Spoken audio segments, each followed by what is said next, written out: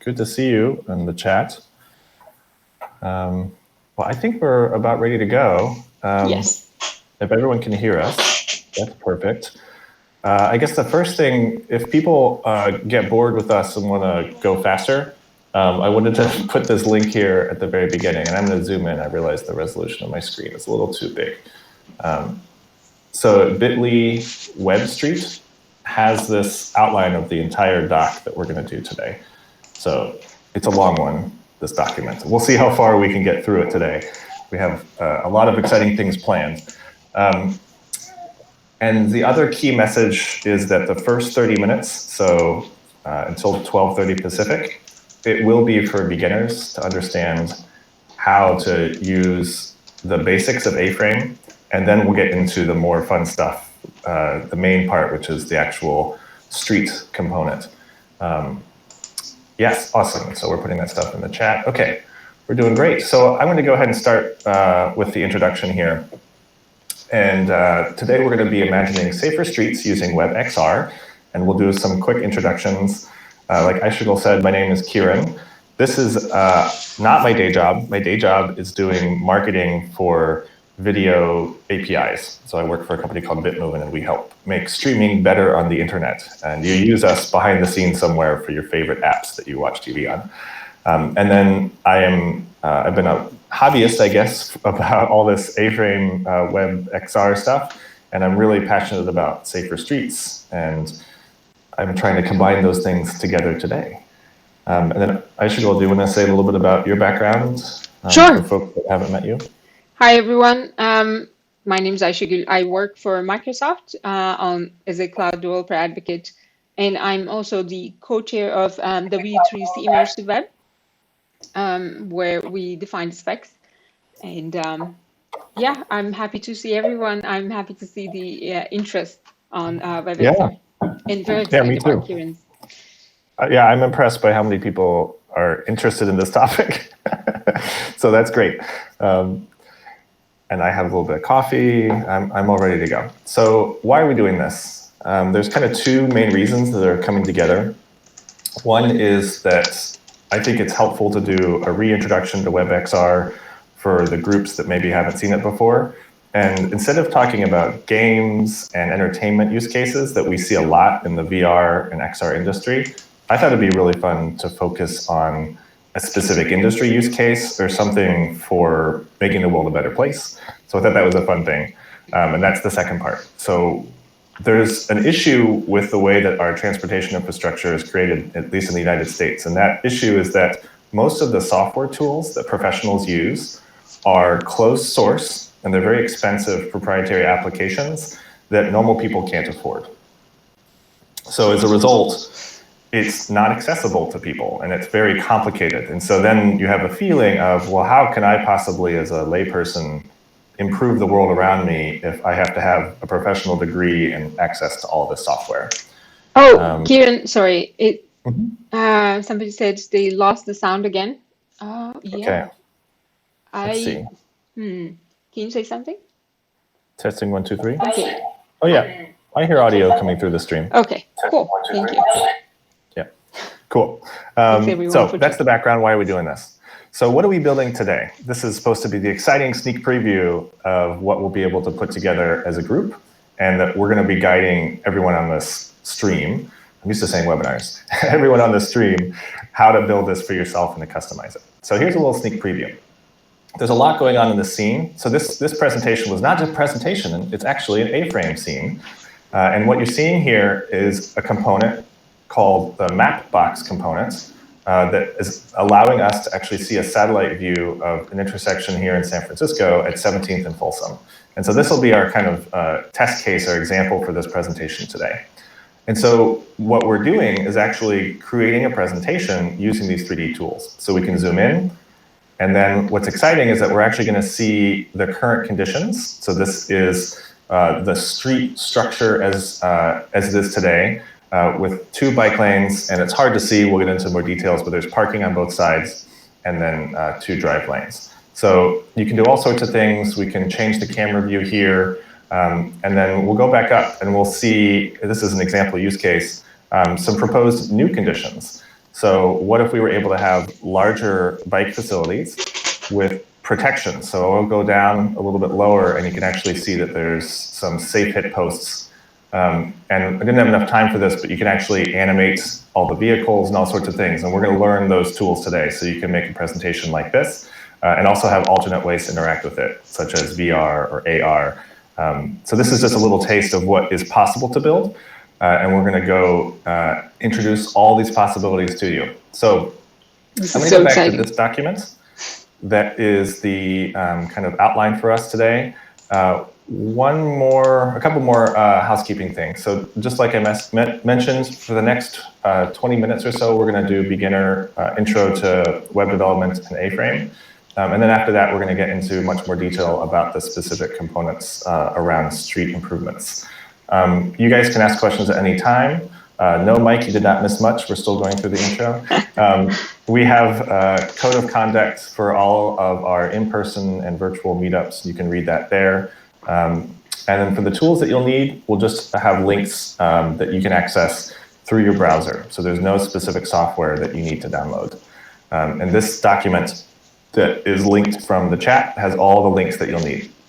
One thing I do recommend is you do have a second screen or an old laptop. You can have one screen on the broadcast and then maybe a different screen so that you can work on the project itself. So I didn't connect my Jamboard here. I was thinking about skipping this part or doing a very quick thing about what is WebXR, because I think a lot of the people on the call are already going to be familiar with that. And Aishagal, you did a really good job on the last stream 2 weeks ago of providing background on that. Mm-hmm. So basically, WebXR is the APIs that allows us to have access to sensors like depth sensors for creating immersive experiences. And if you have any specific questions, we can go over them later on as well, or just ask. Awesome.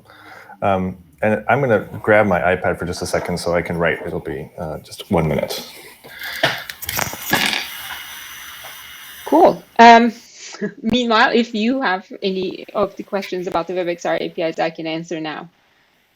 One thing to mention is, can you please contrast using A-frame with using Babylon.js? Actually, I did that, and I have a video of it. I'll paste it on the link. Basically, they are doing the same thing with giving different ways to the developer to interact with it. A-frame is very much like an HTML, but with Babylon.js or 3.js, you're writing more JavaScript and dealing with canvas. And I'll paste the link here too. Awesome. Cool. And then I'm hooked up here on the iPad, so we can go through, again, the next 10 minutes or so, we're going to do some HTML fundamentals and then some A-frame fundamentals. And this should be enough for the crew to be able to get started. Wow, we have 50 people watching. That's impressive. Good job promoting, Aishagal. This is impressive. Great content. I'm happy. Cool. So let's start with the basic overview of what we're talking about. So all the things that you just saw and everything you're going to see today is a website. And that's the start of our presentation today. What is a website? It's actually much simpler than you may think when you look at some complicated code for websites. And there's 3 things I want to convey here. One is that there's tags, and then there's 2 tags you want to pay attention to, is the head and the body. So this is very simple. You have an HTML opener to say, this is a web page, right? This is a document. And then you have the head. The head does not contain information for the website page itself. It's about the page. So it's helping you get things loaded. It's helping you set things up. It's helping you set a title. And then the main stuff that you want to talk about and show in the website is in the body. So it's not that complicated. You can remember these things. In a moment, I'm going to show you the actual code for websites, and there's a lot of junk there, but really you just need to pay attention to a couple key points, and then you can focus where you need to make changes. Okay, so that's a web page. In order to allow us to edit these web pages on our web browser and to let people create some awesome things, we're going to be using a software called Glitch. And Glitch is a code editor that's live on your screen and allows you to make changes and see the results of those changes instantly. So this is a really awesome platform. This is one of my favorites. You may be familiar with things like CodePen or, I don't know, JS Fiddle, these sorts of things. So these are all examples of different IDEs. So what I'd like everyone to do, this is the first step here, and I'm not doing a great job explaining it. So the first step is I'd like everyone to go to Glitch, and if you have not created an account yet, you will need to create an account. And what we're going to do today is create a new project, and we're going to choose from a template. So this is one of the first nice things about Glitch, is that they have pre-existing templates, so you don't have to make stuff from scratch.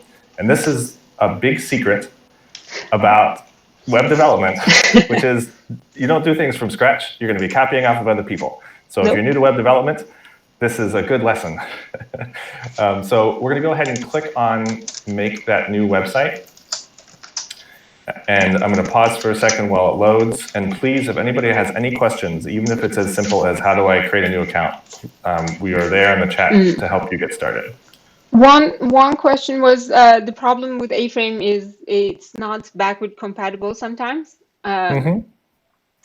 That's true. So, we'll get to that in a moment. I promise. In about 15 minutes, we're going to switch to the more advanced part where we talk about the components.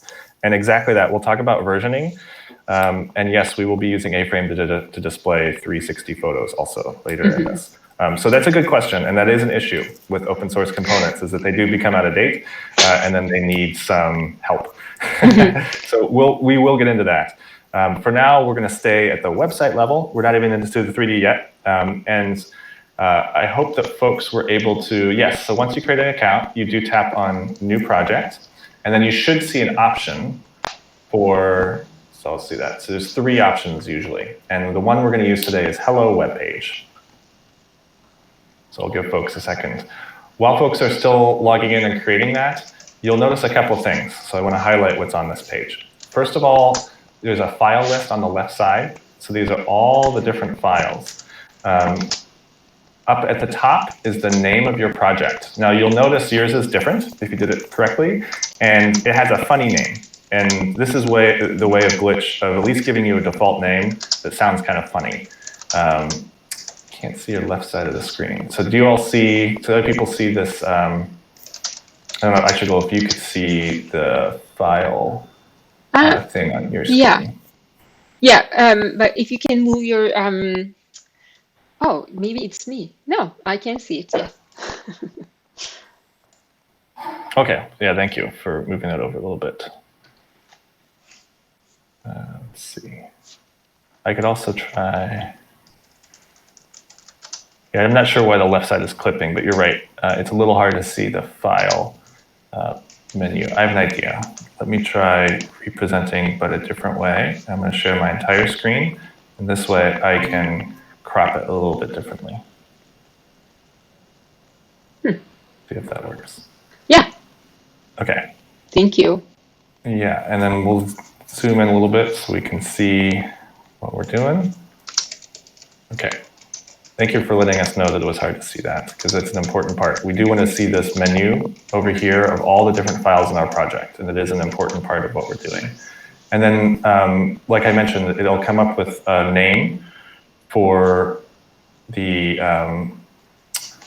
for your project. You can change this by just clicking on it, and then you can type something else. And so we could call this the Fun Glitch Sample Project, maybe with some slashes.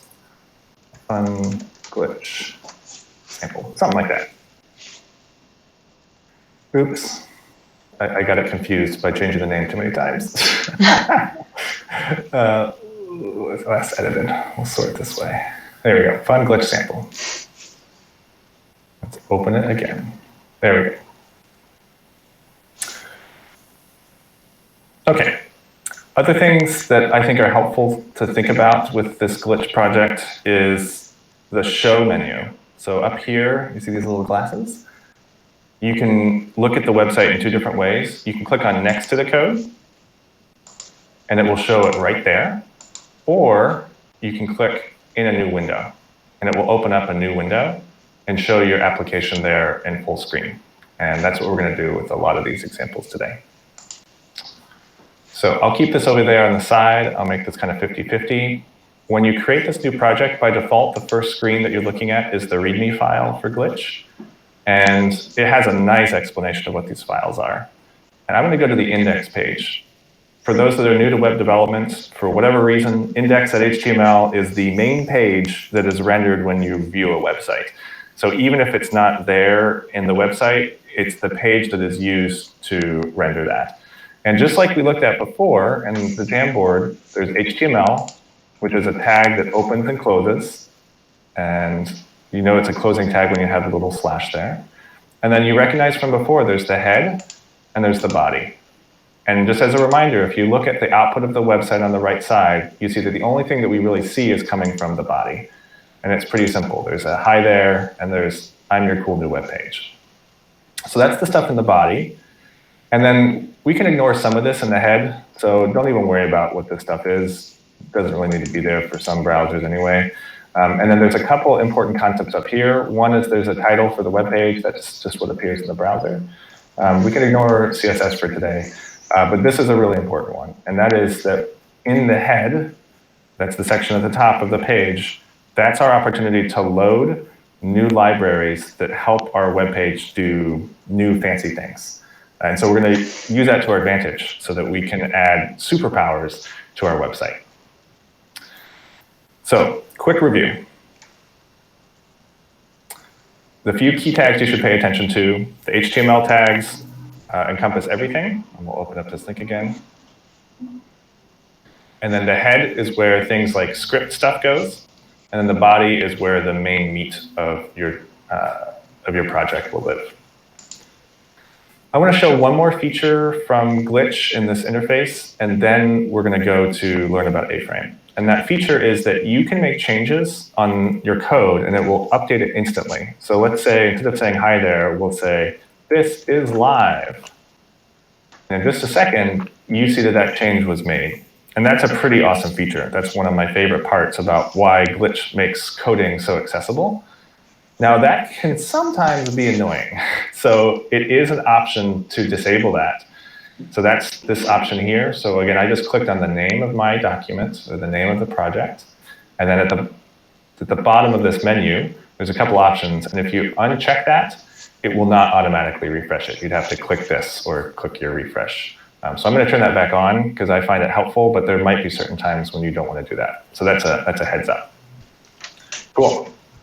Okay, I think we're good on basic HTML fundamentals. We'll review some of these concepts as we now jump into A-Frame. So what is A-Frame?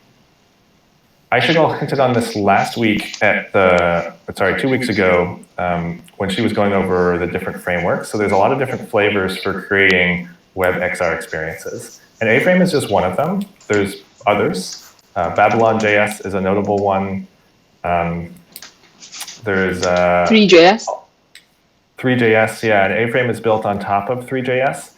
And so we'll probably won't do much 3JS in this one, but there's a lot of things in common that 3JS and A-Frame have in terms of how they work. Mm-hmm. And there's other frameworks out there. A popular one, if you want to look things up on Google, is React 3 Fiber, or 3 React Fiber, I forget which order it is, R3F.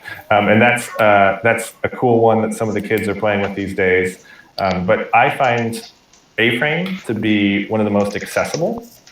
I think it's great for beginners, and it's still extensible. So even once you understand the basics, you can understand how to build some awesome stuff and customize it. So let's take a look at, just want to mention also, Babylon.js is completely backward compatible. They pay so much attention, and they promise you that. As far as I know, 3JS is too. I haven't seen any of my 3JS code breaking from the last 6-7 years. And the comparison video I'm posting back in the chat. Thank you. Continue, Kieran. Yeah, thank you. So let's talk about a couple of the key things here on the A-Frame site, because we are going to be using this website through this project as a reference. The first thing would be their docs. The documentation is really, really good. and it's going to be very helpful as we learn some of the key concepts. The other thing is if you click on the community link and we scroll down, there's a very good Slack community. So they have a sign-up form for their Slack channel, as well as a Discord. And so after this live stream, if you have questions and you're trying to put this stuff into action, this is a great community to get help, and they're very beginner friendly. So I strongly recommend that you use that as a resource after this live stream. And then the next thing I'd like to do is actually show you, well, what can we build with A-Frame? And there's a nice scene that they provide, which is a little hello WebVR, hello world. And it's pretty simple. And this is the scene that we're going to deconstruct so that we can understand how we can make even more complex scenes. So one fun thing about this is that the team at A-Frame also uses Glitch in a lot of their demos. And this is, in fact, how I learned about it. So while you're on this page, seeing the Hello World A-Frame example, if you click on View Source, it's going to bring you to the Glitch project that represents that source. And just like before, instead of making a new project from scratch, we're just going to copy off of this. And we're going to use this project to build some new and awesome things. And with Glitch, this is a concept that they have called remixing. So I'll reload this page. So we're going to remix this project, essentially. I was supposed to bring some dad jokes to tell while Glitch was loading. Anyone on the chat has some dad jokes? Yeah, does anybody have some dad jokes? So I just learned from MB Cool that there's a Glitch extension of VS Code. For people who doesn't know what VS Code is, it's a free code editor. And I'll find the link to the Glitch extension as well and paste it. It's taking much longer than usual to load. It's very unusual. It happens sometimes. It does. Let's go back to our outline while that's loading, and I'll just kind of zoom out a little bit, literally, and show you where you are. Oh, we have a dad joke. Why did the cannibal win the Nobel Peace Prize? Why? Yeah, I don't know. We're all on the edge of our seats. Yes. We hope it's a family-friendly pun. Because he was a humanitarian. Ha! That's good. That's good. And it's still loading. I like that. Wrong. Thank you. Yeah. Let me try opening this up in a new window and see if that makes a difference. Awful. Yeah. Awful dad jokes. That's what makes it good, actually, isn't it? It has to be awful. Why won't cannibals eat the clowns? Because they taste funny. Bob Tipton, thank you. Keep them going. I like this. Okay, so while we're waiting for that to load, let's go through the rest of the basic concepts here. And one really fun concept with A-Frame is called the A-Frame Inspector. So we're waiting for that to load. Let's go ahead and use that now. So I'm going to go back to the A-Frame website. And I found this example by clicking on Hello WebVR. And when you're in an A-Frame scene, you can press Control-Alt-I. And it loads what's called the A-Frame Inspector. So this is also going to be helpful for our project because it gives you an interactive view of your scene. So I'm clicking and dragging, and it lets us look around. So I can, for example, click on this sphere. And you'll see on the left side of the screen, it's showing you the different entities that make up this scene. And a very simple thing I can do immediately is click this visibility link. So you see, as soon as I do that, it toggles it. I can do the same thing with the other objects, and I can go even fancier and actually change the locations. So I'm changing the Y and the X. And you see over here, the positions are updating real time. So I can either update them by moving this. I can type in a value, like 1, -1. Or I can click and drag. Yes, there might be noise from my mic in the background. Sorry about that. And so while we're doing this, what we're also learning is how do the basic concepts of positioning and rotation work in an A-frame scene. And I don't know the exact term for this, but essentially it's X, Y, and Z. X is going left and right from my perspective, Y goes up and down, and then Z goes further away or closer to the camera. If we click on the cube, we can see the effect of rotation. By the way, if you hold down Shift, you can see that it moves a little bit faster. And even with these very simple translation tools here, scale, rotation, position, it gives us a lot of creative potential. And that gives us plenty to work with. And then I'm crossing my fingers that the glitch team will figure out why the page is not loading. It makes it hard. I also pasted a link for Chrome extension for WebXR. Are you using that, Kieran, ever? Yours is loaded, just runs true. I have not used that. So it's a Chrome extension for WebXR. Yeah. What does it do? So basically, what you did, just it's with the A-frame thing, but it also has some options for different headsets. So if you don't have a headset, it's a good idea, and then you can just like turn by dragging, and there's kind of like the controllers as well. And you can, well, it is available on Firefox, Chrome, and Edge. Awesome.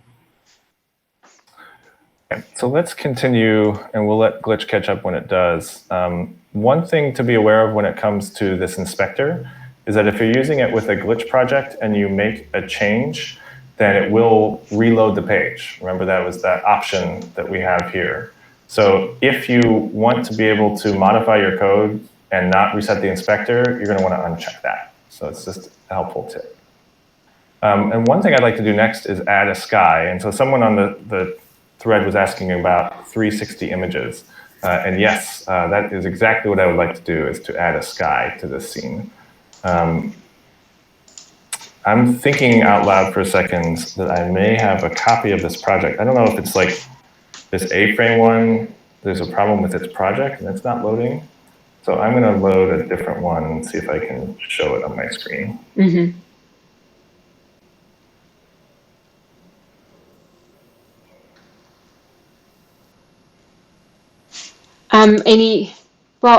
One question is just the only test, trigger, and squeeze. I'm guessing that you were asking about the WebXR extension.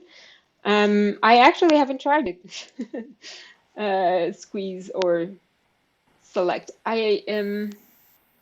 So basically, if you have a head selection, then when you turn the headsets, then you are actually looking at an object, then you can select it that way. But yeah, since the hand controllers are there, it should be. I'm looking for an example to try it out and if I could see it. Has anyone else tried? Okay.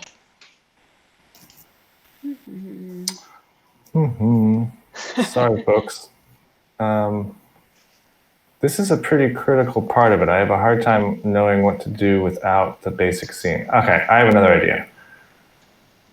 This doesn't seem very efficient, but we could make a new project, and if that's working, I can just copy this code. That seems very dumb. Ugh. Okay, I'll do that now. Oh, this isn't an iframe.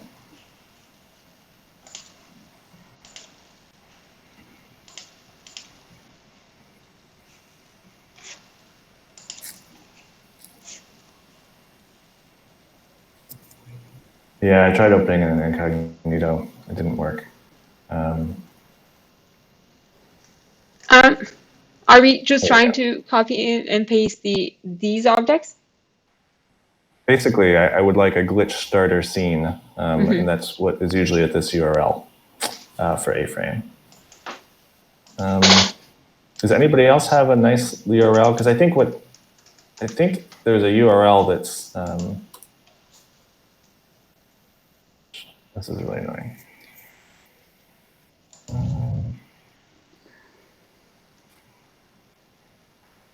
Well, then how about this? Let's see if we can load. We'll go a little bit ahead, and we'll start with this simple example of what we're going to show anyway. Let's see if this works. No, it does not.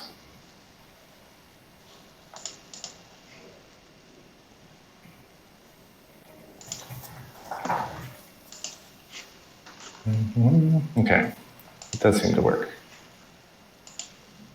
Just for fun, what if we type in A-frame here? Okay. I don't know why. The URL works this way, but not another way.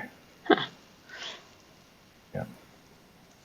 So I'm going to paste this in.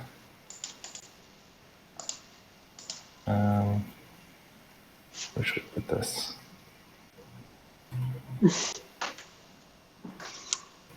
Thanks, MB. Live coding is hard. Yeah, not always the demo gods are with us. Right.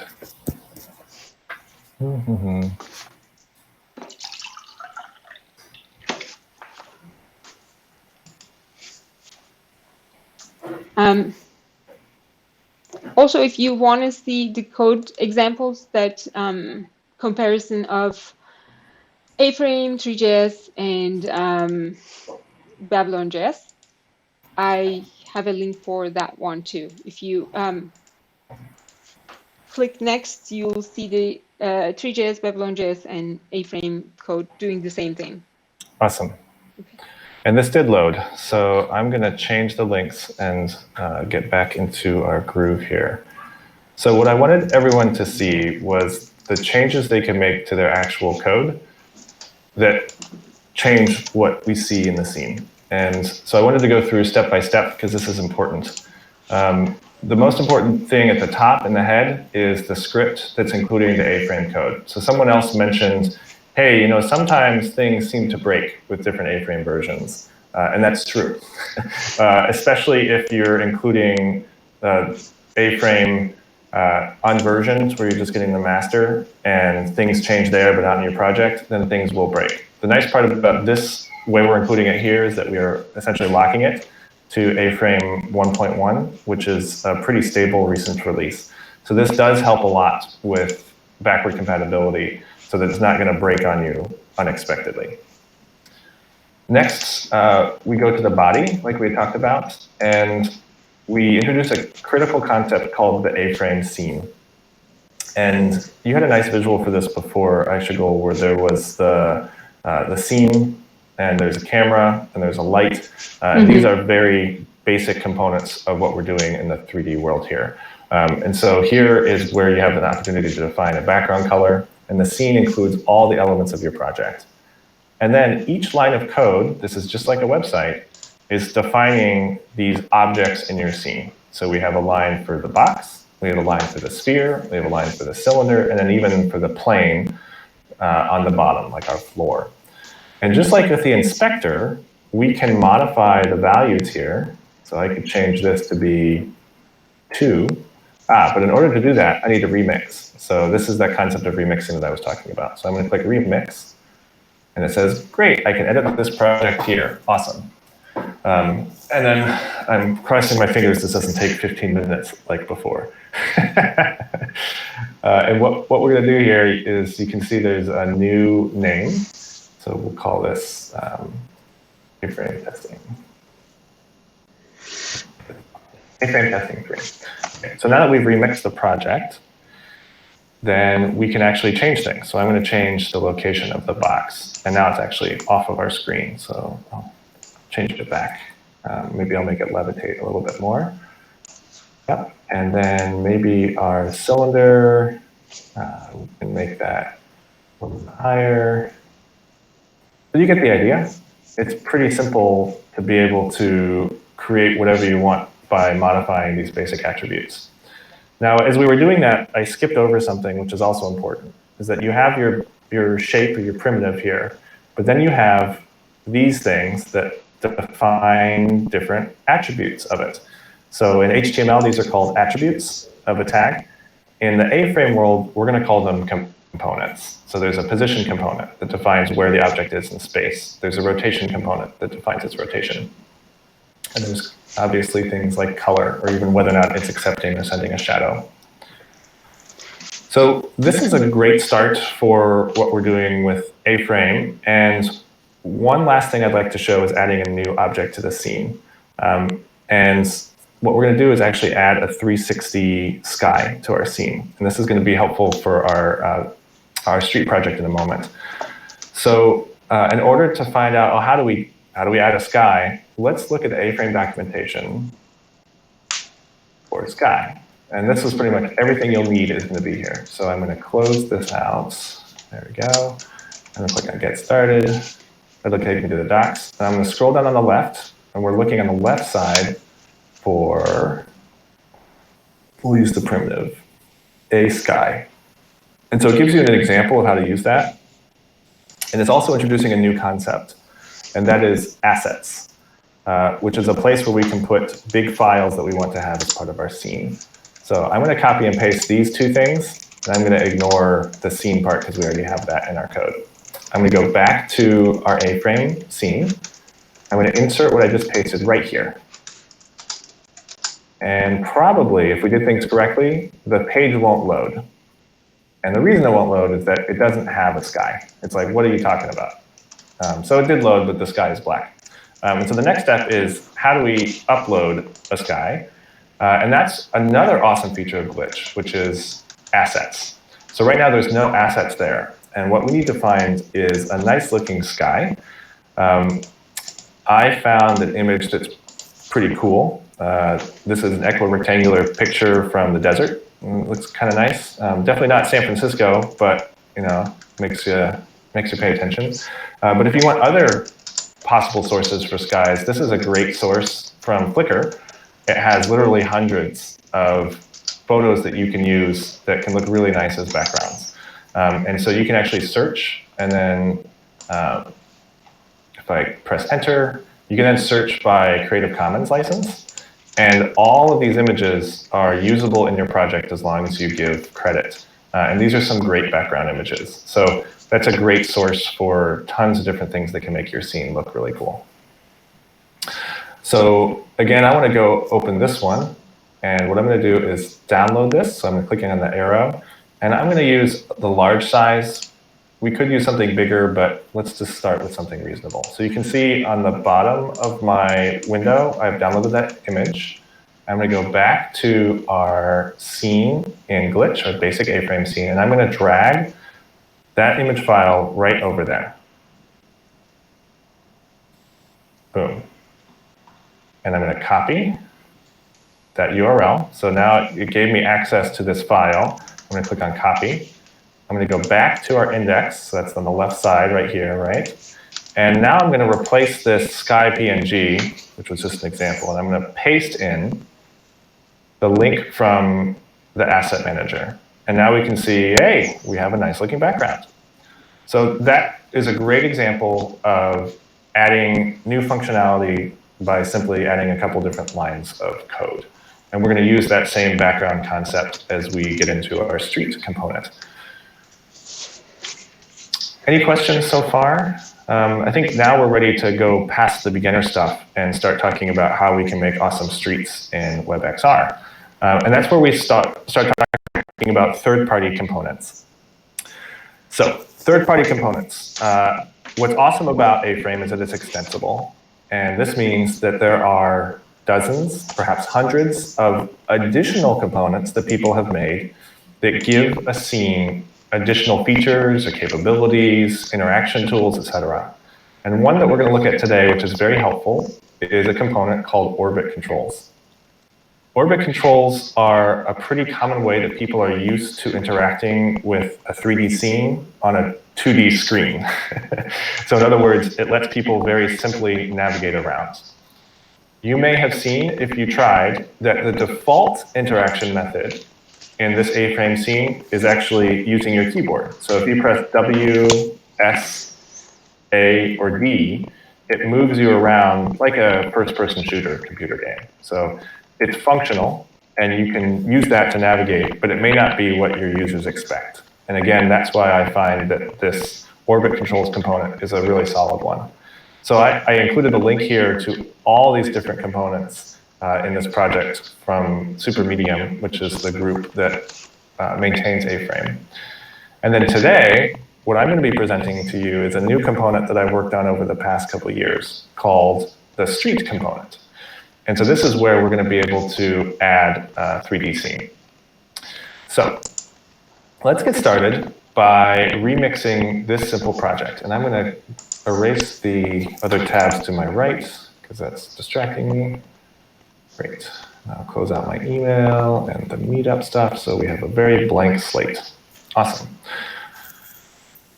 Okay, and I have a question here. How do you make these components? That's a good question, and I think it's beyond the scope of this broadcast, but if people are interested, we could do further WebXR streaming specifically on making components because it is a different kind of workflow. It's very different than working with Glitch, but it is a fun topic, and I'd be happy to talk more about it. In the meantime, I'd like to direct everyone to this link. So this is a starting point for the project we're going to work on today, which will be your custom street that you're going to be putting together. So I'm going to click on Edit Project, and you will need to remix this project. So you'll be able to open it, and then you'll need to press the remix button. Obviously, I don't see it because it's my project, but you should probably see it in the upper right-hand corner.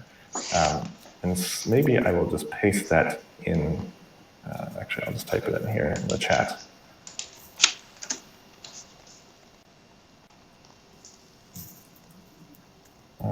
Exclamation point. Okay, let's see if that link works. It does. Okay, there's a lot going on underneath the surface here. And let me show you what's going on. Okay, so today my goal is to make better streets. And of course, in order to do that, we need to start with some existing conditions. What you're seeing here is a page that was rendered using the street component. And this is just a basic A-frame scene. So we have a scene and we have one entity. We didn't see this before because we saw things like a box, but all generic objects can just be a entity. I should have explained that a little bit at the beginning. So just think of a entity as a thing. And inside of this thing, kind of this container, we can then give it special powers. And so one of them is the street component. And the other one is that we're loading the street from a location from StreetMix. So what is StreetMix? Let's take a look. The StreetMix is another tool. I did not make StreetMix. It's completely separate. It's also open source, and it's also a wonderful tool for people to be able to visualize and change the streetscapes around them. This tool is two-dimensional, so that's the pros and cons, right? And so the cool part about that is that everything that you design in StreetMix is saved as an open JSON format. And that is the format that we're reading in the street component to render a three-dimensional view. So again, here's the URL for StreetMix. I would encourage you at this point to go ahead and sign up for a StreetMix account and either remix this street or create a different street. What we're going to do with this URL is that we put it right here, and as soon as we do that, it will render that street. This also lets us make changes real time. So let's say that I don't like this this train. Actually, I do like trains. Maybe I'll take away this car, and instead we'll put a streetcar right here. And I like the red carpet so that we know that it is supposed to be there. And let's change the direction of this. Yeah, it should be going that way. Okay, so now when I go back and I refresh this, let's reload. We actually were instantiated inside of the trolley here. So now it has just updated our street based on what we just did in StreetMix. So this is a really fun and easy way to then visualize in 3D the stuff that you're doing in StreetMix. So that's one way we can load this. Now there's another way that we can load stuff as well. So you don't have to follow along and open up this file, but I'd like to show you, especially those on the call that are looking to leverage this component for future work. So we used, at first, the loader to load a street from StreetMix. But it is possible to just simply define the elements of a street in line as the value for this component's property of JSON. So what you're seeing here is actually the raw information that makes up your street. And let me show it a different way. Good question. The houses, are they coming from StreetMix or is it a custom entity? We'll go into housing and building in a few minutes. It's a good question. So I'm going to go back to this view where we were seeing what was StreetMix creating. And if you look at View, Developer, and you look at the console, it's showing a little bit of an audit of how do they get that from the server. And so it actually got that from here. And you don't have to remember this, but what I'm showing you is here's behind the scenes of StreetMix. And this is how the street component is able to make use of that. And the key part is right here, starting at line 39.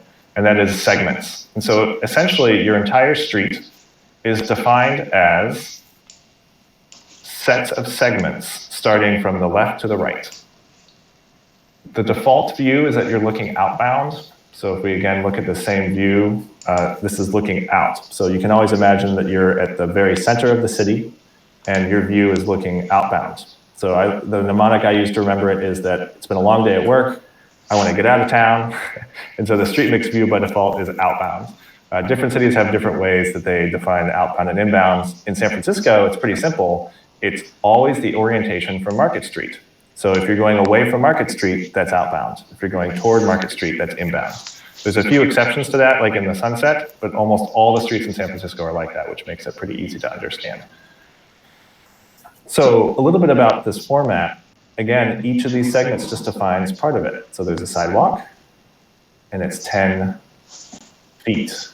Now this is tricky, and this is very important to understand that StreetMix by default uses feet as its units of truth in its database. So in other words, in its database, it's storing stuff as feet, no matter what it shows in the interface. This can be very confusing because it is possible in the interface to have it display in metric units, but that is not what it's storing it as. And that's really important when you are interpreting this.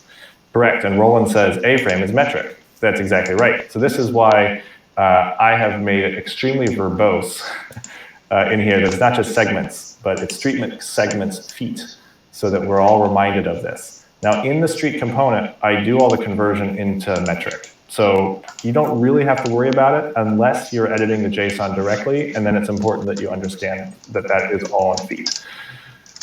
Now you may be asking yourself, gosh, what are all the different types of segments that I can have? And there's many. And I'd say about 80% of them that are in StreetMix are also supported in the 3D street component. And you can actually get a whole exhaustive list of these in the documentation, which I will open now. Let me bring it up.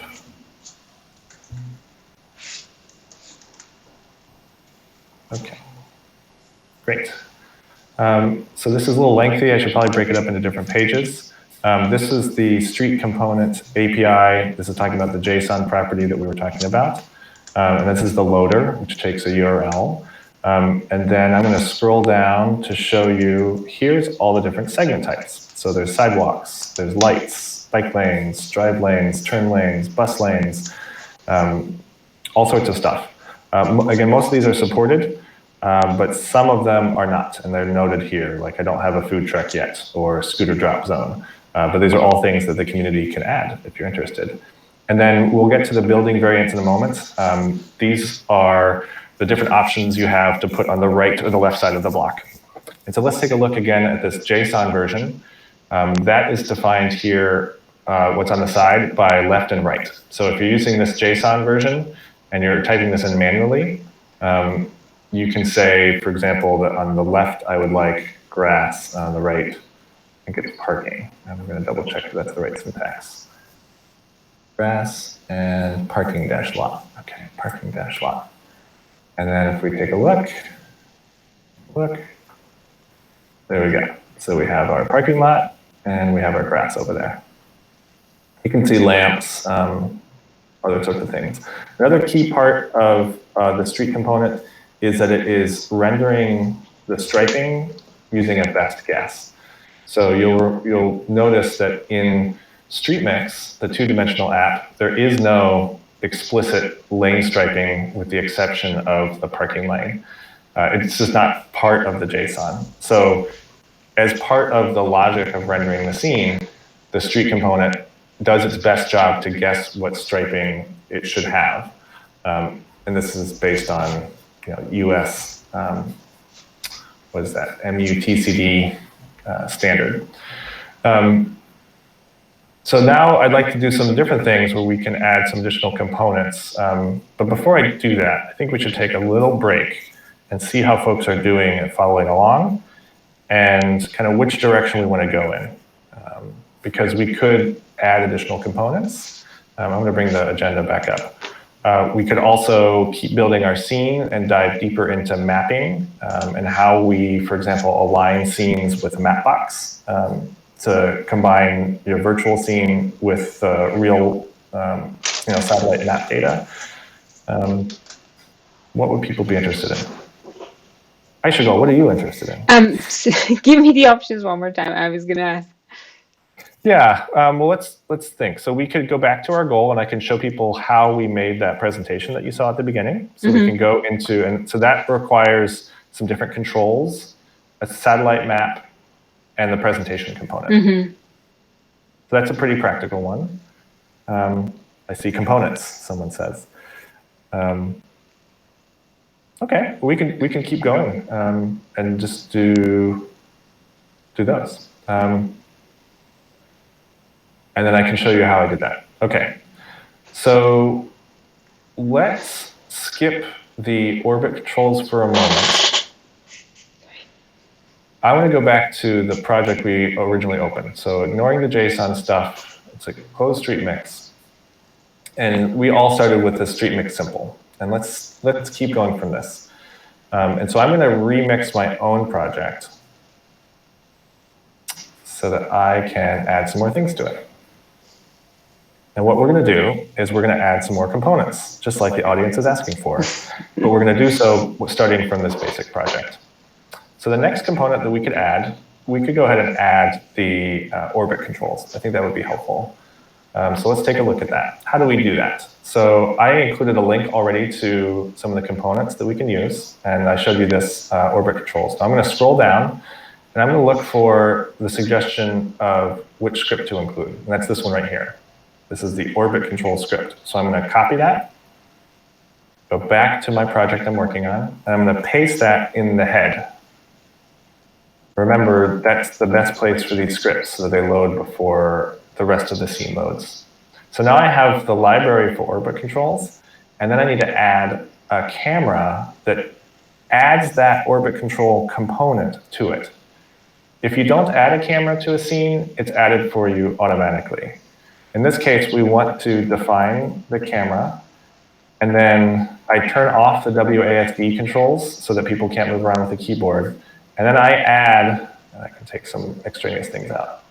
There we go. I'm adding specific values of what I have found to be a good configuration for orbit controls. So now, if everything went correctly, I'll open my project up. And I should see the camera a little bit elevated. And now when I drag around, instead of it being a first-person point of view, I can zoom in and out by using my scroll wheel. And now we have some very sweet orbit controls. Now, if I was actually publishing this and expecting normal people to use it, it would probably be important to have a user interface element above it that shows, here's how you drag and drop and all these things. But it's pretty functional already. So that's our first component. One of my favorites, very easy. Next, this one's a little bit more challenging, but it's going to add a lot of magic to our project. And that is adding Mapbox. There's two different components for Mapbox. I'm going to show you the shiny, fun one that we can't use because it's too complicated, and it has elevation. So I'll just show it so people can understand you can do a lot with this. But I am going to show a component that's a little bit easier to use. But this is, I think, the Grand Canyon. And you can see if you were to enter VR, like this is a complete 3D thing. It's pretty amazing. And this is available for most of the Western Hemisphere, all over the world. So there's some pretty amazing stuff you can do.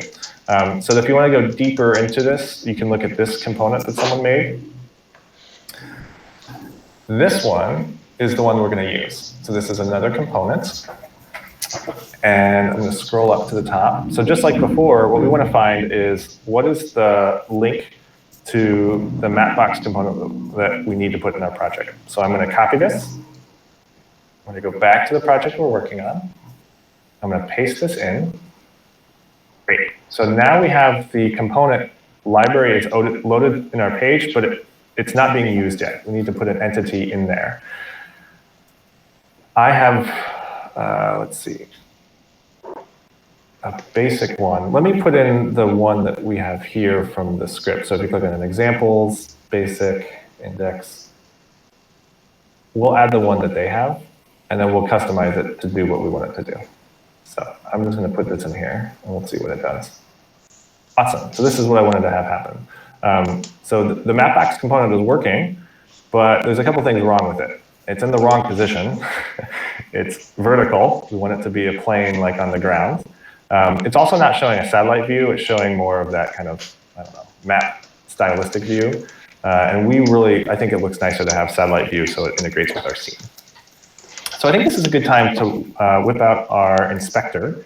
Remember that's Control-Alt-I. And the inspector also uses orbit control, so you'll kind of get used to how to move things around and use the scroll wheel and stuff. Another trick with orbit controls is that if you use 2 fingers on a trackpad, you can actually move around, so it's not just rotating. So there's a lot of hidden functionality in that component. So let's click on the entity here that is the Mapbox entity, and you can see in the inspector on the right that it shows the components that are active on this entity. And obviously, Mapbox is one of them. The simplest thing that we're going to do on this part in the inspector is simply look at the rotation. So I find this a very easy way just to double check, hey, which way does it need to go? It needs to go this way, and we know it's 90 degrees, so it's going to be negative 90.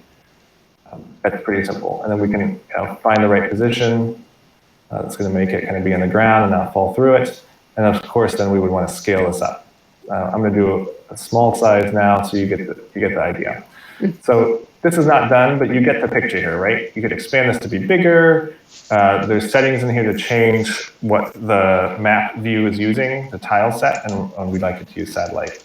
Now, as a reminder, if I was to reload this page, it wouldn't have saved these changes. The inspector doesn't save automatically.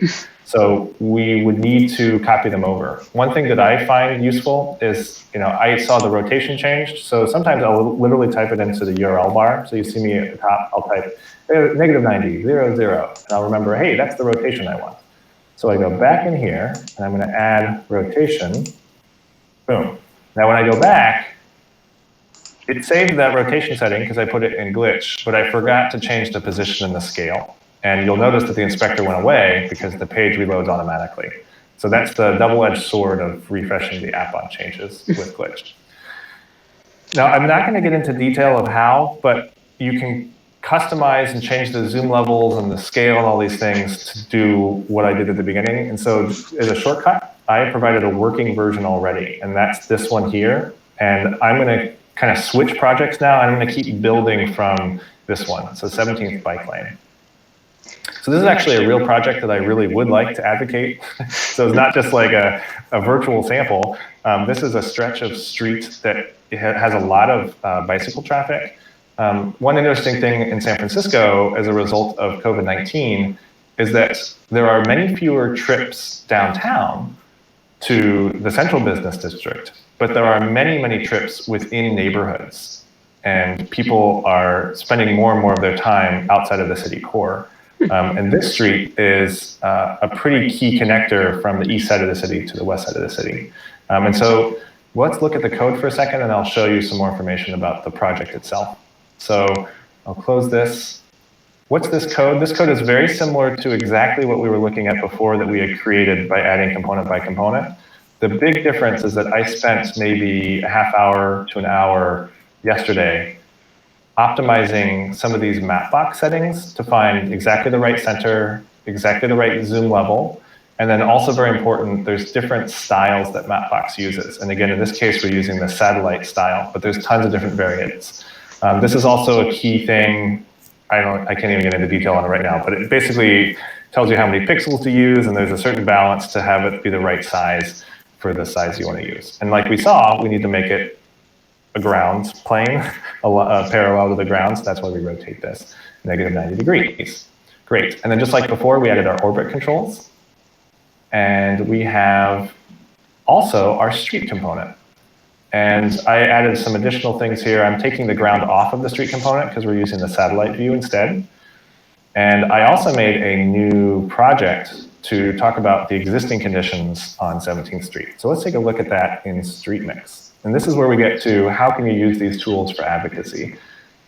So I love StreetMix's ability to let you drag and drop things. And I think that's where it really shines. And part of that is the ability to say, hey, maybe I don't need as much room for this. Maybe I can get more room for the bike lane. So I actually didn't want to edit that because I wanted to keep this exact to what it was before. Let me put it back. And I think this is 2.8. Pretty close. Yeah. So these are the existing conditions. Now, how did I find these existing conditions? If you're actually doing advocacy work or engineering work, this is really important. And I've made a kind of crib sheet here for how we do existing conditions.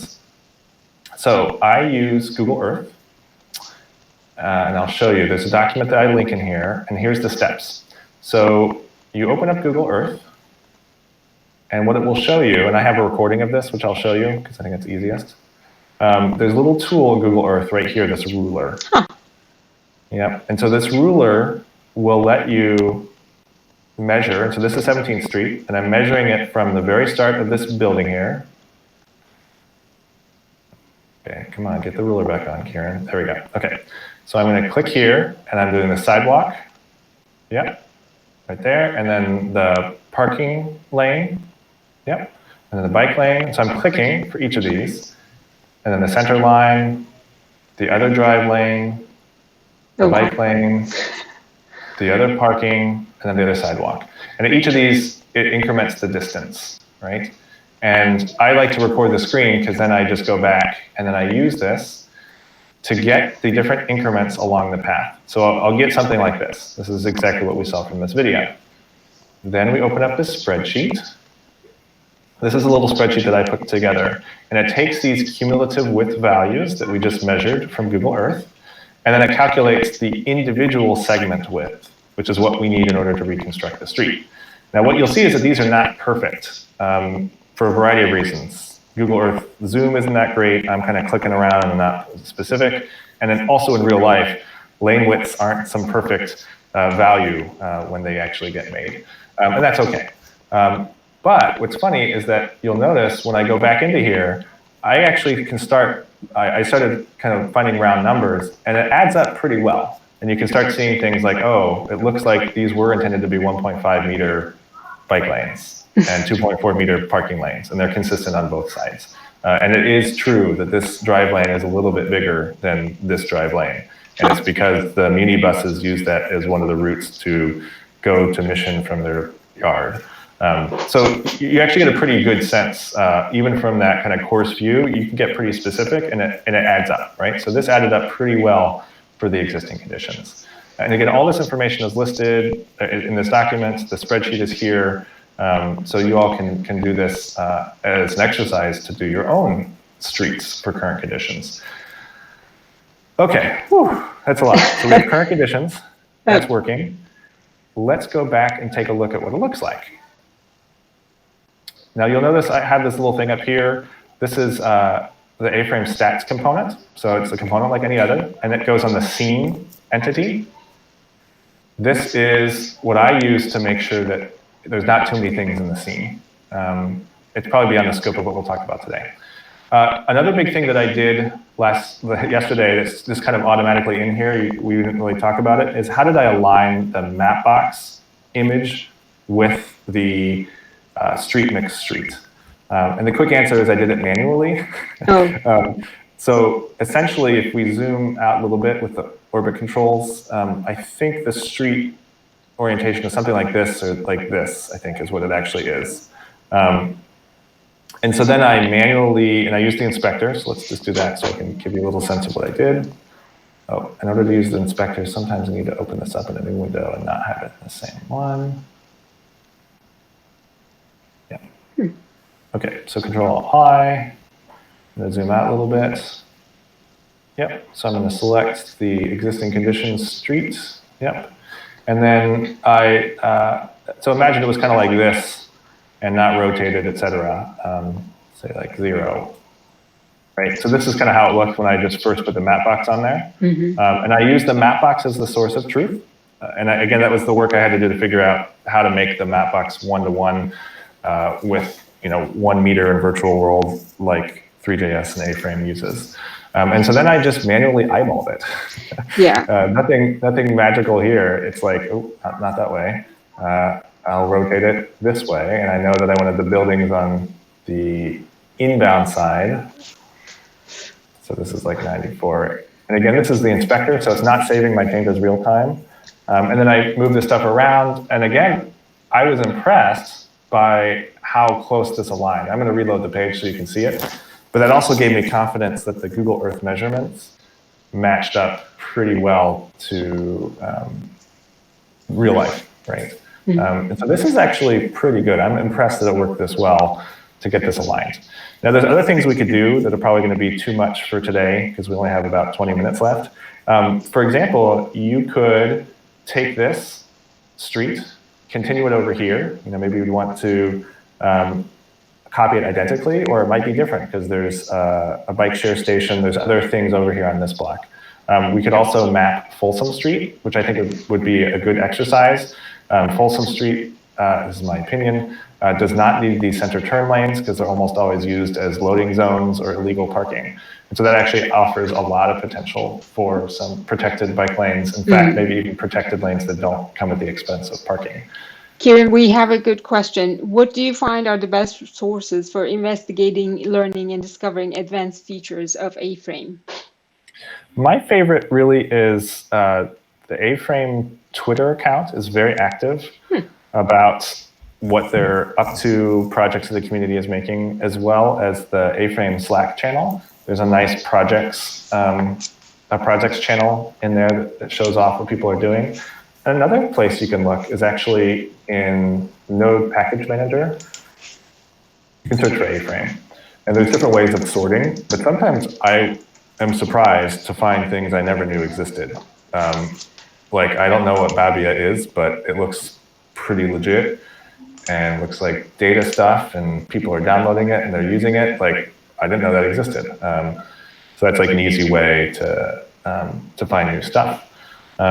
Roland just posted a link as well. Check that out, A-Frame Watcher. Yeah, A-Frame Watcher is cool. It does require a little configuration. It doesn't work with Glitch, but it is neat for doing local changes and having the inspector save those changes to your local machine. So I agree with that. So there's other ways you can filter this, like by maintenance, quality, popularity. I don't know how it determines this stuff, but there's a lot of components. So that's another way you can find some cool stuff. Okay, let's go back to our outline. Awesome, Doug, thank you. So we added our Mapbox component. And if I'm sticking true to the original goal that we started at the beginning, we should add the presentation component here. And so let's take a look at what that is for a moment. Cool. So the A-Frame presentation component, I think, is a very fun package that's made for making a presentation from your A-Frame scene. Now, one key thing to understand is that that's useful when you're presenting to an audience on a screen. And I think everything we've been talking about today, ironically, is not VR or AR. Everything we're talking about so far has been how to create these 3D scenes, but also everything we've seen can be experienced in VR mode and AR mode. And we may spend more time on that in a different stream, because there's tons of cool things you can do there too. The presentation component is interesting in that it is explicitly for a 2D screen because it's moving the camera around. And that's a no-no in VR land. You don't want to move the camera around. But for this presentation mode, and I think for the way that a lot of people might use this sort of application, this is super useful. So let's take a look at what's going on, and then I'll show you again our presentation we made, and then we'll do it ourselves. So let's take a look at the presentation that we saw at the very beginning, because that's actually a pretty awesome scene. So does the presentation mode itself automatically work with moving the camera? Because, I mean, if you're going to have the same thing for AR or VR, it's a good idea to move the scene instead of the camera. Right. Yeah, I would say the quick answer is the presentation component is not good to be used with VR, AR. In fact, I would almost see it as like you can remix the project and then have it be a separate project. You know, one for flat screens, which is has different components and a different setup than those for your VR or AR experience. That's really cool they have that. I mean, I was working on creating something like that for Autodesk before I left. Yeah, it was a lot of work, actually. I'm glad that there's something like this. I'm glad that other folks have been working on that. So we're going to show you how we do this, but essentially this is just moving the camera a bunch of times. So I just wanted to show you again one more time what the sequence is, and then we can look at the code to see what that sequence is. And then here you can see I made the current conditions visible. I then changed the camera position again. I'm sorry. Yeah. We have A-Frame presentation builder, and he said he's working on the VR component. Thank you so much, and thank you for coming to this to answer some questions. Yeah, thanks a lot. That's Ruben. That would be awesome. I'm very curious to see how we could convey some of this stuff in a virtual setting too. On the other hand, I think this works great for the use case right now.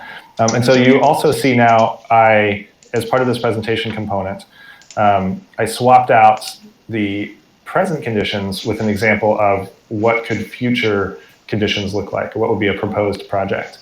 And then I use the movement of the camera to kind of tell a story about how there's different three-dimensional parts of this, such as the safe hit posts or the delineators. So let's look at how we made that presentation. So I'm just going to copy this glitch.com.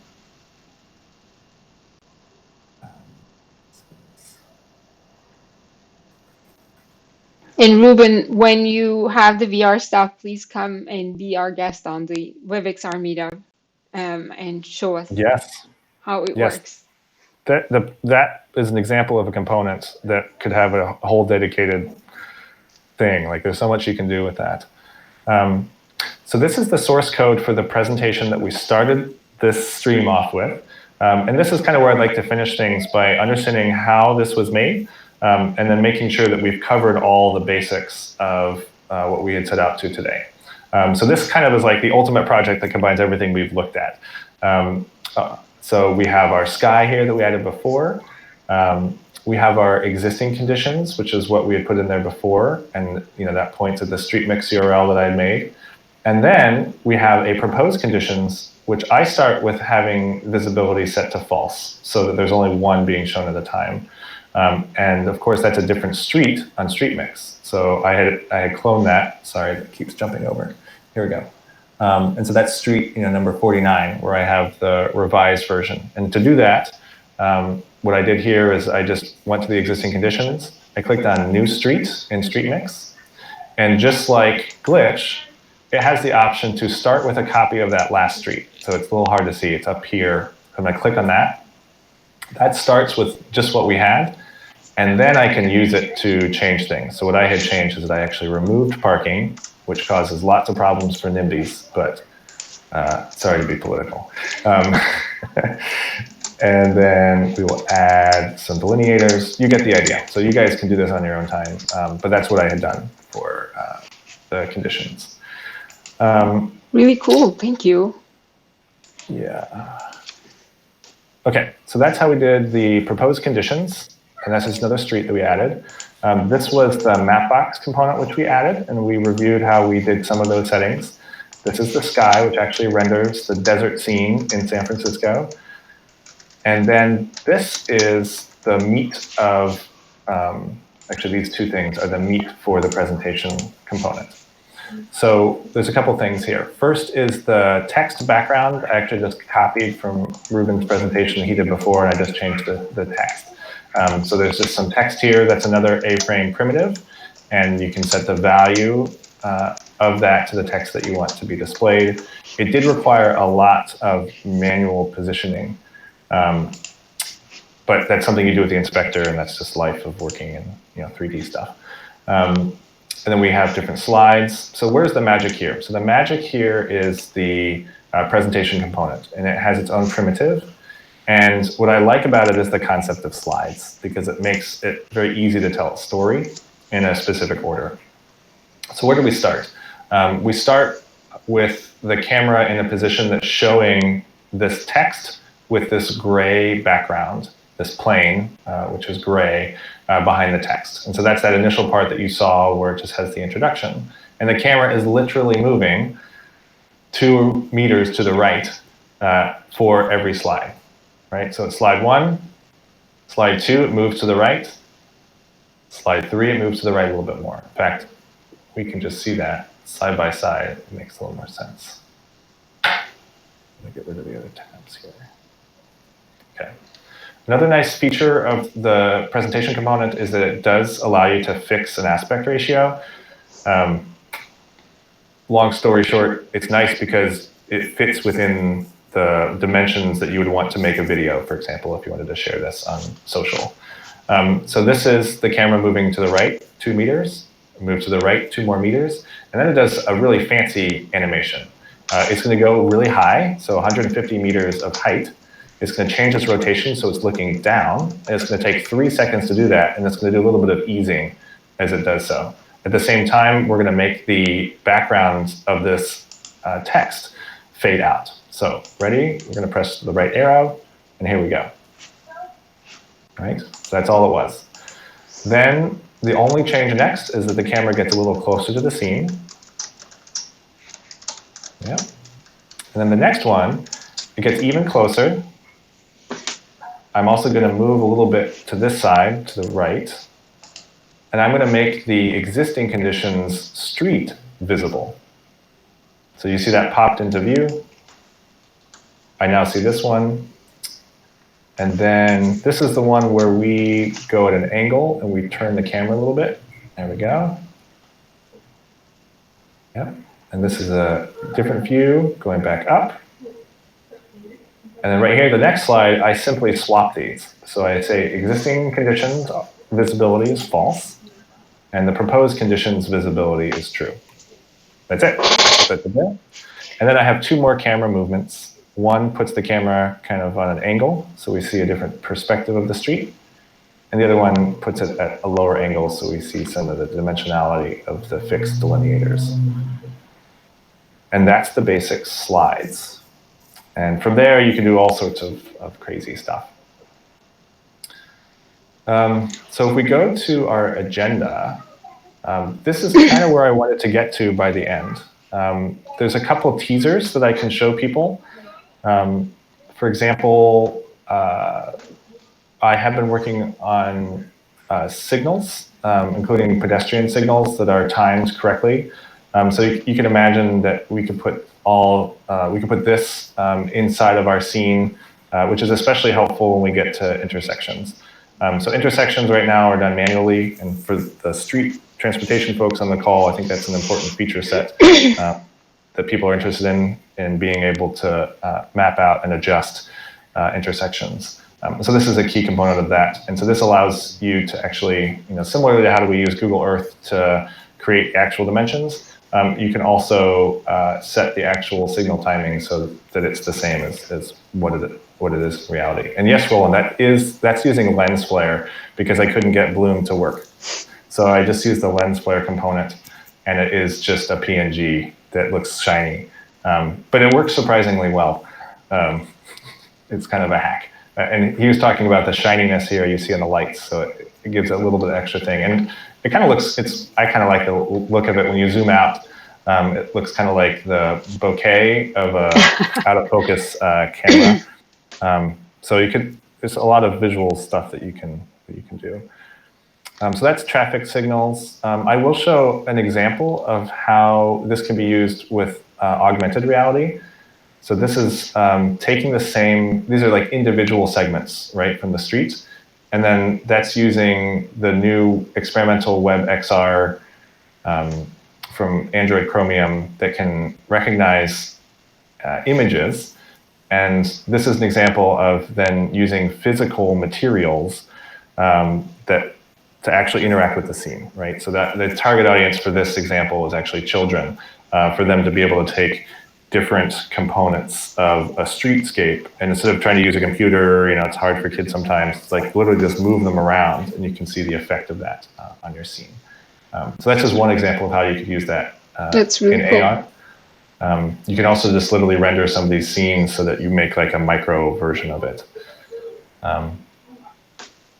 And one related question, I see that you posted 8wall there. 8wall is another paid service that you could create these experiences for WebXR. And the missing features of WebXR on the web are available on 8Frame, because whenever they fall back to the native APIs, I think ARCore and ARKit.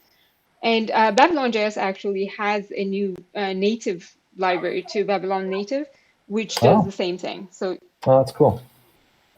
Yeah, I need to play more with Babylon. I've not done that yet. Cool. Well, one more question. I think we should answer the questions now because we have 5 minutes left. Yep. One other question was like, what kind of tools that we have for Unity developers? One of them is WebXR Exporter, and I haven't tried it, but I'm guessing that it has an output of in the HTML and JavaScript. You could potentially add A-frame components inside that, but then you can't guarantee how they will be integrated into each other. So their scenes won't be the same scene. So they won't really work together very well. Yeah. I don't think the Unity exporter lets you. There's another Unity exporter. There's multiple ones. There's another one that I think someone made that was like an A-frame exporter. And that has pros and cons, and that's a bit older. This one does seem to be the most maintained. And on this, there's a WebXR Discord group. And some of the maintainers are here. They're posting updates to it very regularly. So it does seem to be in active development. The follow-up is if you are creating an entire scene in Unity, it won't integrate well, really. So the best thing is to have one thing that you could do is just have an A-frame scene, and if you want to add more specific things, you can still write 3.js JavaScript as well. And in terms of 3D models, A-frame, I'm sure, has a loader, right? 3D model loader. Yeah. So you can directly load those. Exactly. In fact, there's another fun feature I did want to show real quick. We'll show it on this thing. If we're in the inspector, so let's zoom out a little bit, we can actually export this entire scene as a GLTF, which lets us then use it in other programs. So right here, there's a GLTF button. So I'm going to click that. Takes a few seconds, and then it's going to jump to the bottom of my screen. You see it right there. And then I can go to the GLTF viewer, and I can drag this in here. And there's a couple known issues around the way that it renders textures, and you'll see it when we zoom in. It doesn't respect the repeat texture value, but that's a solvable problem. The key thing here is that it's exporting the meshes in generally the right area. And so you could import this into anything. You could import this into Unity. You could import this into Blender. The list goes on. But it really opens up a lot of creative possibilities to be able to export this stuff too. Yeah. And the question was, how easy would it be to debug Unity exporter for WebXR? I don't imagine, I haven't used it, but I don't imagine it be very easy because in Unity itself, it's never as easy as web. On the web, you can, as we just saw, you can just change it and see it right away. And that's not the case with Unity. Yeah. So I don't imagine it. If anybody else used it, let us know. Okay. And Well, yeah, I think this was a good first broadcast, and aside from maybe the 5 minutes of glitch problems, we did a pretty good job sticking on the schedule. yeah. Thank you so much for doing this, and thank you for showing us all of these cool tools. Yeah. Yeah, I really enjoyed it, and thanks everyone on the chat. It was a really interactive presentation. I'm impressed that 44 people watched this almost all the way through. Gosh. Yeah. Well, there's some good questions. Geometries generally export well from 3D modeling tools. Textures usually export well, but sometimes errors are encountered. Yes. GLTF is a very common exported model, and it seems to work pretty well. And if you are using something like Babylon.js, they do have editors for fixing the materials and such, which is a really good thing to have. Awesome. I really don't, like everyone to build for web, but one good part of Unity is unfortunately some more interesting tools are available. So I have this video of 3D map view of Bing. So you don't have to do all of those remappings and everything else. It's That's an cool. accurate map with 3D and elevation and everything else. Very cool. Any other questions you want to answer? I guess we came to the end of our time, and thank you everyone for joining. And we have a poll on this Twitch channel where you can tell us what you want to see. We also have a poll on WebXR meetup page where you could tell us what you would like to see, and we'll try to make it happen for you. Awesome. Thanks, Aisha, for organizing this, and thanks everyone for joining us. Thanks, you, Kieran. This was awesome. Yeah. Thanks everyone for joining. Yeah. We'll see you next time. Bye, everyone.